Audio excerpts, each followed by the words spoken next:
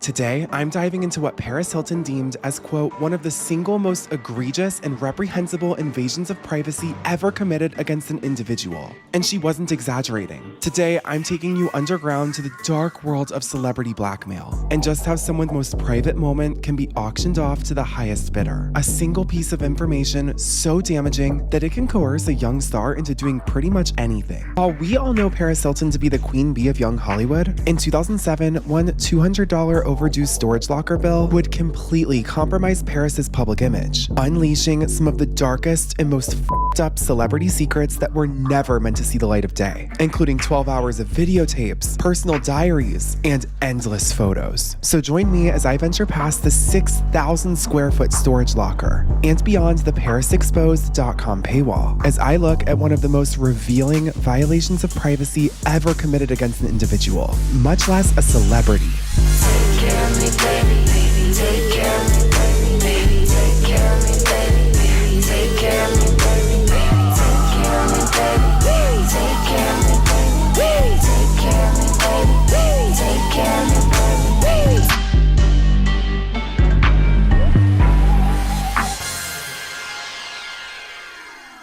In the year 2005, a startup online celebrity news organization called TMZ would release their very first exclusive story, all centered around a hotel heiress getting in a brutal car crash. Rod Stewart's daughter, Kimberly, Talon Terrario from Laguna Beach, along with recently cut off heiress to the Hilton Hotel dynasty, and her boyfriend, Greek shipping heir Stavros Niarchos, gracing the new TMZ website in their scratched up Bentley. Everyone was physically okay. However, the story was one of the first huge scandals that broke on the internet before traditional media. It showed how the online world wasn't just one big chat room or file management system, but that it could be a legitimate source for news. At the time, the Y2K crew was shaken up. They had been in a huge car crash and suddenly everyone knew about it. But little did a young 24-year-old Paris Hilton know, this was the start of a media trend that would drastically bring the Hollywood landscape into the 21st century, and she would be at the very center of it.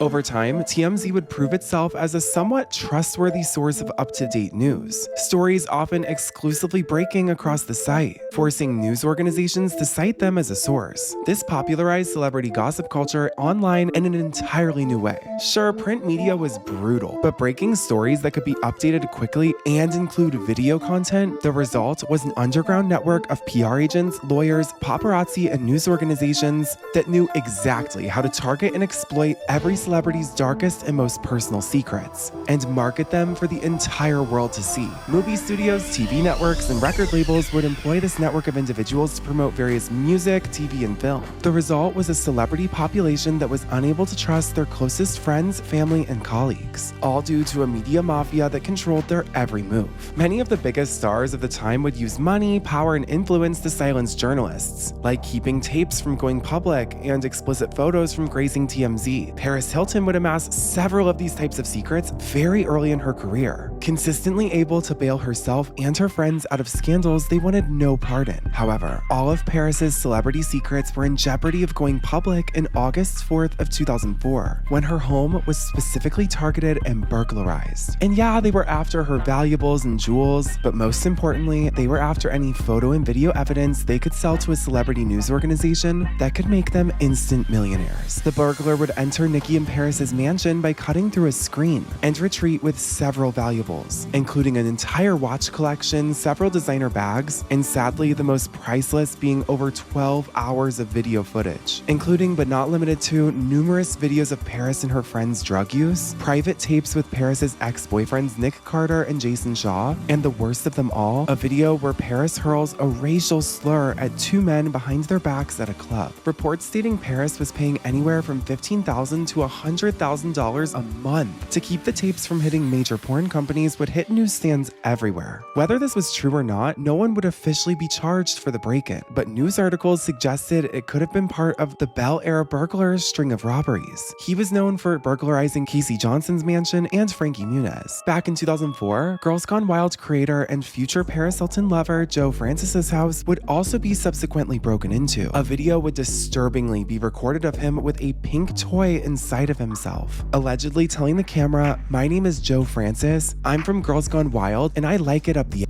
After a few minutes, the man drove off in Joe's Bentley with his Rolex, a Sony video camera, a painting, some Louis Vuitton luggage, and $1,500 in cash. But most shockingly was a gagged and bound Joe Francis tied up in the trunk. The car would be ditched at the gate of his Bel Air community, where police would find a disheveled Joe tied up. For over a year, no tips on who possibly could have been committing this heinous string of crimes were submitted to the police. That is, until one fateful night, when Paris Hilton overheard someone bragging at a party about a man named Darnell Riley, who described doing all those things to Joe Francis, and was allegedly making him pay $100,000 to keep the video of him off the internet. The blackmailer would raise the price to $200,000, all the way up to $500,000. Interestingly enough, somehow Darnell was also in possession of the 12 hours of footage stolen from Paris and Nikki's mansion back in 2004. Joe was already Paris's ex-boyfriend at this point, but this didn't stop her from alerting the police of Darnell's identity and bringing Joe Francis into the police station to identify Darnell in a police lineup. And while Paris claimed she had zero connections to Darnell Riley or that awful Joe Francis incident where he was filmed, Darnell's phone number would still be found inside of Paris's sidekick. And Darnell's mother strangely claimed he was even at Paris's family home only 1 week before his arrest. But Paris maintains she was never involved in that video taken of Joe.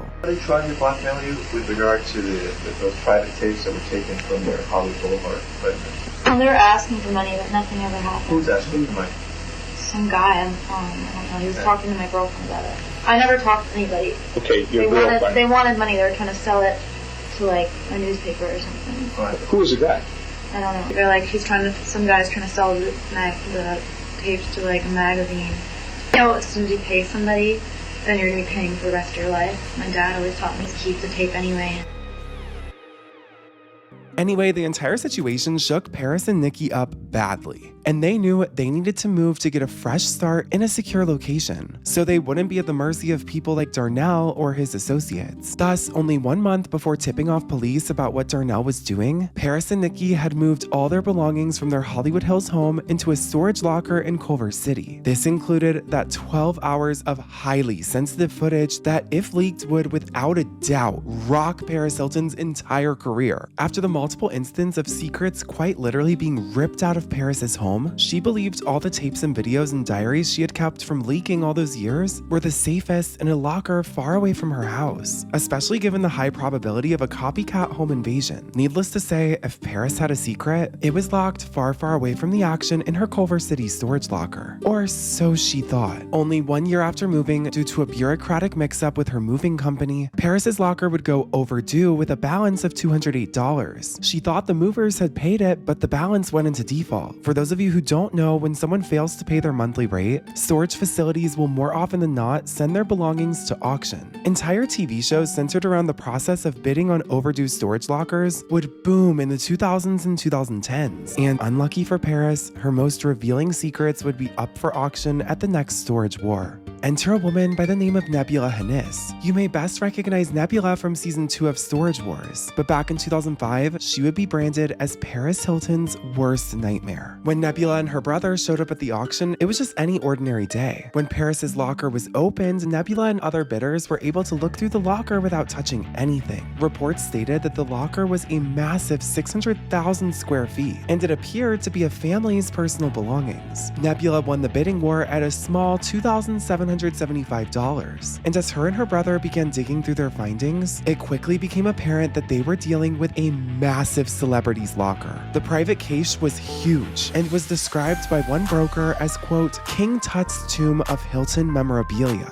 Some of the most iconic photos from the early 2000s would originate in this locker, featuring some of the biggest celebrities. It was a vault of pop culture history that was meant to never see the light of day. It reportedly contained 18 personal diaries, risque and topless photos, home videos, computers, clothing, furniture, multiple sex tapes, and even sex toys. The diaries chronicled Paris's most private celebrity encounters, and the videos captured Paris's most scandal-worthy moments. Paris was incredibly incredibly upset, and understandably so. Yes, she had already had her tape with Rick Solomon leaked, but this was even more salacious if you can believe it. Not only were multiple additional celebrity tapes on the line, pretty much every tangible piece of secret information in Paris's possession was about to be sold off to the highest bidder. That tiny sliver of privacy Paris had maintained after her tape went live completely vanished in a second. Paris's spokesperson insisted the items were illegally seized, and Paris felt extremely victimized. Her spokesperson also stated that Paris's accountants had paid the storage locker payments on time, but somehow they were never credited, leading to an accidental default in the first place, pushing blame onto the storage company for wrongfully auctioning it off in the first place. In early 2006, Nebula Hannis and her brother began working with celebrity scandal broker David Hans Schmidt, professionally dubbed as the Sultan of Sleaze. His trail of destruction started during the Clinton administration, when David arranged a nude photo spread in Penthouse magazine for Jennifer Flowers and Elizabeth Ward Grayson. They were two of the 5 women named in a suit against Bill Clinton, and at the time, they were being offered $125,000 from Star magazine for a kiss and tell story of the former president.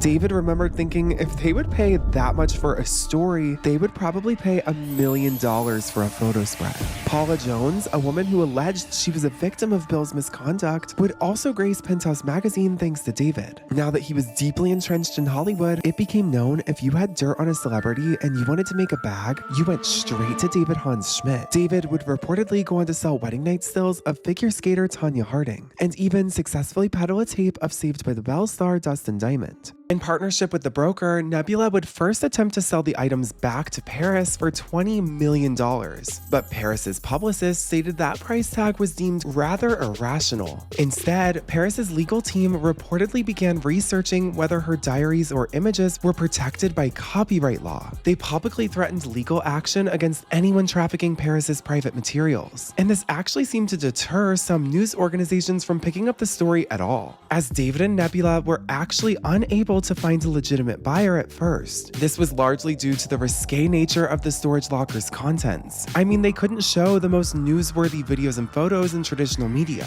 as it was highly explicit. Nonetheless, later in 2006, Nebula, with David as the broker, found an entrepreneur named Bardia Persa. He agreed to pay $10 million cash for the entire contents of the locker, all to be repackaged and shipped overseas to Switzerland for safekeeping and digitalization. He had a plan to blow up this collection into a pop culture moment that would line his pockets for years to come. Or so he thought. One of Paris Hilton's most chaotic years kicked off with a bang, as on January 23, 2007, Bardia Persa launched the commercial website parisexposed.com, officially marking Paris Hilton's private life completely public. For only $39.97 a month, users could browse the deepest depths of Paris's personal life, including the 12 hours of footage stolen from her house in 2004. Paris Exposed homepage advertised that users could, quote, get a glimpse into the private life of the world's most famous heiress, and witness the outrageous and often obscene views that Paris and her crowd have towards each other, other races, religion, and of course, fat people.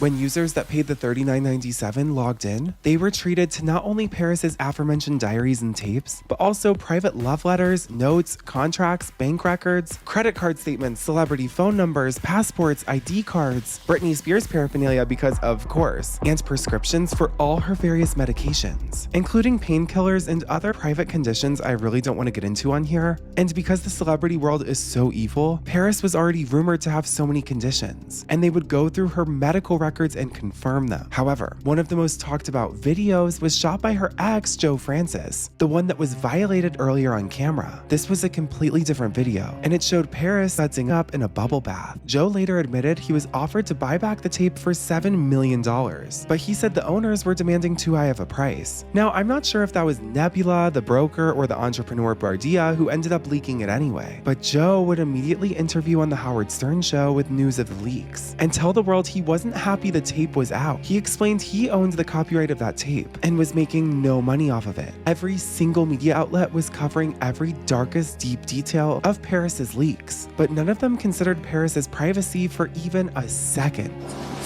What the hell are you guys talking about? You have to write it down. Okay, no, we're not writing. Well, look at he's filming, Oh, yeah, so yeah. we don't need to write down. I forgot. This is better. I'm not gonna write this down. Are you nuts? What do you mean am I nuts? It's worse to have it on camera, I think. No, because Chad will not let us leave it. This is we're starting a project now right we now. probably lose it. Dude, Dude, we're that all would be here another for a good reason. one too. Like writing our story and then all of our secrets are out because Paris loses it. It was all our that we wrote in the Sex street tape. and everyone's picking. And I'm smoking pot and eating burgers.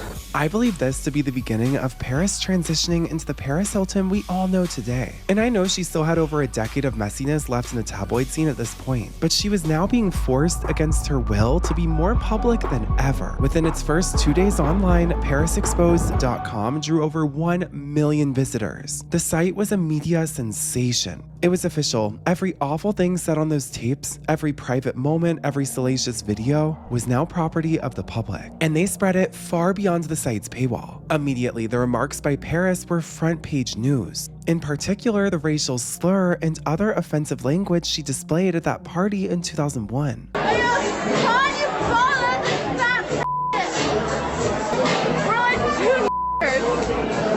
Paris's publicist immediately addressed that dreadful footage, acknowledging it and issuing an apology from Paris herself, saying, quote, "She was only 20 at the time and obviously drinking. I sincerely regret using those words and I'm not a racist or anti-Semite." Paris's most private secrets were being poured across every gossip site and forum, and this would be the beginning of Paris's advocacy in the LGBT community. Notably, only 1 year after Paris did her no hate campaigns, she also had separate audio leak where she said all gay people are disgusting and, quote, "most of them probably have AIDS." This is where Paris had to make her feelings known, telling the press directly, quote, "Gay people are the strongest and most inspiring people I know. It is so wrong when people bully down others for being gay. No one should have to go through that. Again, I am so sorry from the bottom of my heart, and I feel absolutely horrible." Paris has obviously made amends with the gay community, and they've seemingly forgiven her. Within less than a week of Paris Exposed going live, Paris launched a federal lawsuit in Los Angeles against Bardia Persia, Nebula Hennis, her brother Nabil Hennis, and more people behind the controversial website. The new Paris Hilton was hitting the ground running. She now had little shame and even bigger dreams. She was already tested through scandal after scandal, but she was a pro at this point. Thus, instead of being paralyzed by the fear of the inevitable, Paris Hilton buckled down and did something about it. Paris's attorney opened by calling the situation one of the most egregious and reprehensible invasions of privacy ever committed against an individual. Paris stated in the lawsuit that she was, quote, "appalled to learn that people were exploiting her and her sister's private personal belongings for commercial gain." She also voiced fear that the exposure of sensitive documents like bank account info and her social security number could lead to identity theft or even physical harm from stalkers. The suit alleged multiple causes: publication of private facts for exposing personal medical, financial, and intimate information, violation of privacy and publicity rights, using Paris's name, image, and identity for commercial gain without consent, and copyright infringement. Notably, Paris and her team claimed that her personal writings titled Love Letter, I Can't Take It, and How Would You Know were copyright protected material that was published without her consent. Her lawyers maintained argument that Paris never intended any items in the locker to be public, and that she had been assured storage fees were handled. Thus, the sale was an unforgettable mishap. Because time was of the essence, the case was handled at lightning speed. A very quick 6 days later, U.S. District Judge George King granted Paris a temporary restraining order against the website ParisExposed.com. The temporary restraining order demanded the site to cease displaying Paris's private materials on the grounds of likely privacy and copyright violations. Specifically, the judge barred the defendants from publishing certain categories of info, like Paris's social security number and health data, any images of her in a state of undress in a private setting, and any other sensitive content. This, of course, forced Paris Exposed to shut down only 10 days after it launched, labeling the homepage, quote, "temporarily closed for business." Bardia Persa, the owner of the site, was summoned to appear in court 2 weeks later if he wanted to contest the injunction against him. But because he was reportedly operating out of St. Kitts in the Caribbean, he would never appear in court. By late February, the temporary restraining order was converted into a preliminary injunction extending the ban on ParisExposed.com's operations. In the lawsuit, Paris acknowledged that Nebula's involvement ended at selling the storage locker to Bardia, and that they had no role in operating the website. But she did argue that Nebula knowingly sold the private information to Bardia. Following the injunction, the site remained suspended. That is until spring of 2007, when Paris was arrested for her probation violation in the spring. To give you some perspective, this is when Paris was truly blowing up as Hollywood's bad girl gone even badder. Bardia would allegedly knowingly violate the injunction against the site and bring it back online for the entire world to see, this time discounted 50% at $19.97 for 30 days of access. Even though this violated the court order made against him, Bardia was intent on cashing in on Paris's infamy, hoping to make back the $10 million he had spent on the tape. However, this relaunch was very short-lived and ended in a huge public dumpster fire. See, a serious data breach of ParisExposed.com revealed the private information of its own subscribers. Due to a web coding glitch, the subscriber database could be accessed simply by altering the website's URL, allowing anyone to retrieve customers' names, email addresses, passwords, billing addresses, phone numbers, real addresses, and the credit card numbers of about 750 various Paris Exposed members. And this was the ultimate karma. All the people paying to see content they should have never even had access to were now having their own personal information besmirched across the internet. This obviously caused Paris Exposed to shut down for a second time. This time not just from a legal demand, but from a public relations standpoint. The people paying $40 or $20 a month were essentially exposed to the world. Meanwhile, even though the site was down again, and Paris was dealing with other legal issues of her own, she amended her complaint in June of 2007, all to strengthen her case against Bardia and ParisExposed.com. This time she dropped Nebula's brother from the suit and added a Caribbean-based company called Green Brothers Ltd, believing it to be Bardia operating Paris Exposed offshore. This implied Paris's legal team was attempting to bring the perpetrators into US jurisdiction, as that's where all the damages occurred against Paris. But by September of 2007, Paris settled with Nebula, the original buyer of the locker. But with that out of the way, Paris was now singling out Bardia's offshore company in the Caribbean. But with continuous no-shows in court, her team decided the efforts financially futile and withdrew their lawsuit and ended legal proceedings entirely. By that time, ParisExposed.com had been largely neutralized anyway, and the information had already spread across every news outlet and private forum. Around the time of ParisExposed.com's final closure, the broker who originally sold the storage locker's contents would be found dead in his hotel room. At the time, he had just come off the breaking news of Paris's storage locker and was actively attempting to blackmail Tom Cruise and Katie Holmes, this time with their wedding photos for $1.3 million. Tom and his associates would meet up with David Hans to discuss the terms of the photo sale in person, but what David didn't know was Tom brought an undercover FBI agent who compared David's actions to, quote, legal extortion, and noted that David said he would, quote, hunt down to hell and back anyone who crossed him. Well, after David pleaded guilty to 2 years in federal prison and a $250,000 fine for threatening Tom Cruise, his brother recounted that he went out to dinner with 3 men in suits and came back an entire different person. At the time, David learned that after he got out of prison, he would be homeless and would be losing everything he owned. For 3 weeks, his brother said David was acting super strange. It would all end in shock when David would be found hanging in his hotel room, dead at 47 years old. Unfortunately for Paris, she was now the property of the public, and this was the beginning of her cleaning up her public image and growing up. And it's just sad to me that it seems to be out of a trauma response. One man who forced entry into her home was able to single-handedly expose some of her most private moments, ones that were meant to be between 2 people, and expose them to millions of voyeurs online. But Paris is clearly so strong. I mean, after this, she went on to create a multi-billion-dollar empire and truly take control of her public image. She's now the most memorable socialite of the early 2000s and has transformed herself into a billionaire tech entrepreneur. But Paris's early days fighting for her private life in the 2000s trenches will always be one of the biggest marks on pop culture and the iconic year of 2007. As for Nebula, the woman who discovered Paris's treasures, her entire story of Paris Hilton's locker would go on to inspire the hit TV show Storage Wars, and Nebula would go on to purchase MTV reality TV show host and MySpace rapper Tila Tequila's storage unit in 2013, including personal photos, a little black book of 69 names, and even personal never-before-seen photos of Tila with her late fiance Casey Johnson, days before her tragic passing. Whose junk are you squatting on now, huh? Well, I'll give you a hint. Okay. It's a female. Tila Tequila. And now, we get to see what valuables Tila Tequila has inside.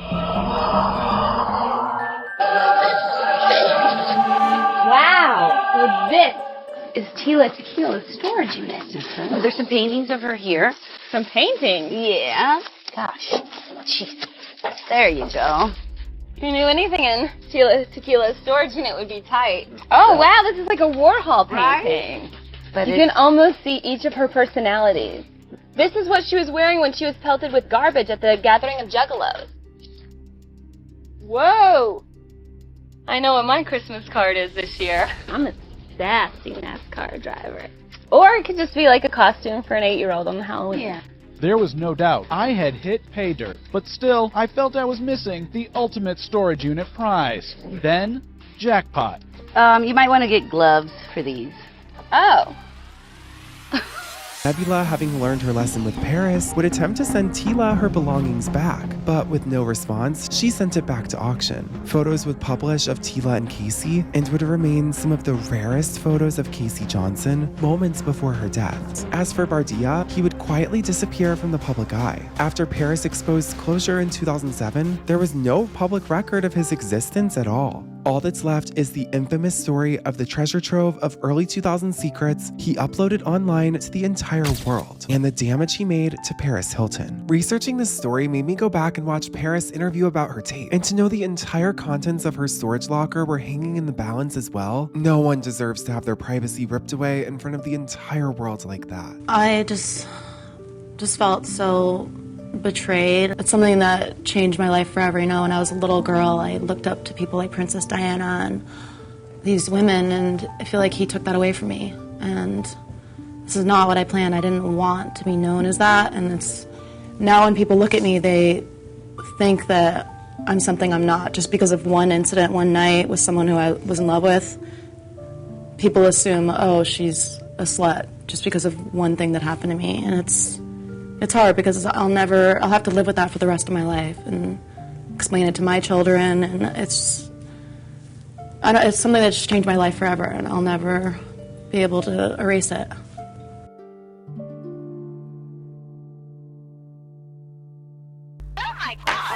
Anyway, my name's Jake, and this has been Deep Dive. Thank you so much for watching, and be sure to check out all of our videos on Paris Hilton, Britney Spears, and Lindsay Lohan. They're without a doubt all my favorite videos I've ever made, and this one's no exception. Thank you so much for watching another wild Paris Hilton video, and I just want to thank you all so much for subscribing to me. Truly, I could never do this without you, and I appreciate it so much. And I'm about to pack up my laptop and iPad and go to the coffee shop and edit this all day, and I just want to say I'm just so grateful to get to do it at all. Videos like this take so much time, and it's like sometimes it's hard to know if it's going to pay off or not, and it really always does. I read so many of your comments, and they're all just so sweet, and I appreciate you all so much. And I want to say thank you for all the love you've showed on my new channel, Secret Society. I just released one of the saddest videos I've ever made over there, and y'all's comments genuinely made me cry. So thank you so much to anyone who's watched either of those videos. I appreciate it so much, and I'll see you in the next one. Bye.